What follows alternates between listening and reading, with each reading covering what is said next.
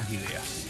Vamos con Géminis. Vámonos con Géminis, atención. Bueno, será muy elocuente para expresar sus sentimientos y podrá percibir las emociones también de los demás. Va a estar muy conectado, está a disposición de los otros, le hará fácil y armónico el fin de semana, una capacidad de adaptar su personalidad muy simpática, así que a disfrutar la armonía y a ponerse en los zapatos del otro, cosa que los Géminis saben hacer muy bien antes de juzgar y de criticar. Una carta para Géminis. Saque una buena, por favor. Por favor, lo necesitamos, lo necesitamos. El ermitaño. Aquí vemos al viejo sabio que todos llevamos dentro, a la sabiduría interior que nos permite siempre conectarnos con el alma de los otros y así ser mejores personas. O sea, tenemos que estar ermitaños sabios este fin de semana. Sabios, ponerse siempre en el lugar del otro, pensar por el otro antes de juzgar o criticar. Don Pedro, y Sí. para los Géminis que estamos solteros, anoten, estamos solteros.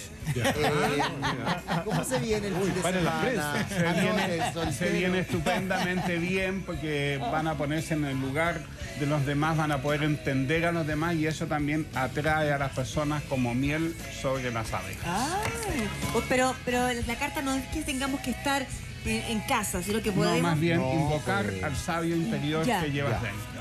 Y eso lo aplicamos para cualquier situación de la Para vida. cualquier situación. Y la voz que va a salir de nosotros... Es la voz de la sabiduría. Y va a ser la respuesta... Del viejo sabio. ¿Va a ser la respuesta correcta? Así es. Es que no importa el lugar, porque uno puede estar en una discoteca, igual puede estar como conectado contigo mismo, bailando y te conecta. Ahí no.